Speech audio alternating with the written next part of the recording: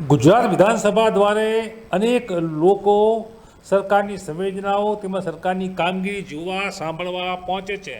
જો કે આપણે બતાવી રહ્યા છીએ તે દ્રશ્યો કંઈક અલગ છે। જી હા, આ છે ગુજરાતના એ સાહિત્યકારો, એ રંગમંચના કલાકારો, એ ડાયરો ગજવતા કલાકારો કે જે પોતાની સંવેદના ગુજરાત વિધાનસભા અધ્યક્ષ શંકરબી ચૌધરી સાથે જોડાતા તેમને મળવા અહીંયા પહોંચ્યા છે। તસવીરો મેં આપણે સીધી બતાવી રહ્યા છે।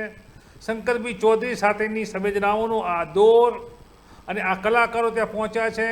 તમામને આવકાર આપવામાં આવ્યો છે। તમામ કલાકારો જે ત્યાં પહોંચતા તમામનું ભાવભર્યું સ્વાગત અધ્યક્ષ શંકરબી ચૌધરી દ્વારા કરવામાં આવ્યું હતું।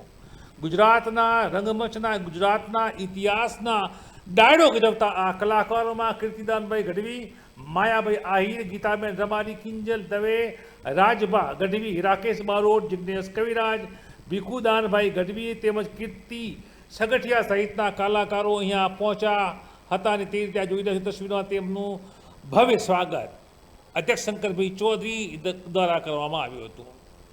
ગુજરાતમાં અને ગુજરાતના ઇતિહાસમાં લોક કલાકારો સાથે તમામ સંવાદ એ સરકારના સાથે જોડાયેલા છે। સરકારની સંવેદનાઓ અને સરકાર સાથે દરેક વાતમાં અભિવ્યક્તિમાં તેઓ જોડાયા છે તેવા કલાકારોની આ 9 લોકોની જે બેરડી હતી એ તમામ અહીંયા પહોંચી છે। તમામનું સ્વાગત કરવામાં આવ્યું હતું।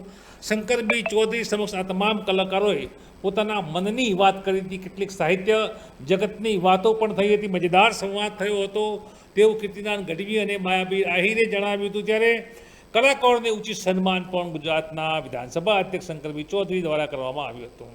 આ મુલાકાત એક શ્રેષ્ઠ મુલાકાત, એક ભાવનાત્મક મુલાકાત બની હતી અને તમામ કલાકારોએ અધ્યક્ષ શંકરબી ચૌધરીનો ખાસ આ મુલાકાત આપવા બદલ સમય ફાળવવા માટે આભાર પણ માન્યો હતો। દર્શક મિત્રો, ટુડે ગુજરાતી ન્યૂઝનું આ જાગૃતિ અભિયાન સિસ્ટમમાં બદલાવ લાવવાનો એક પ્રયાસ છે।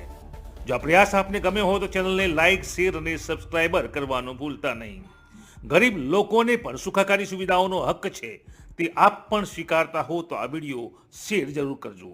ફરી મળીશું, ત્યાં સુધી જાગૃત રહો અને સક્રિય રહો।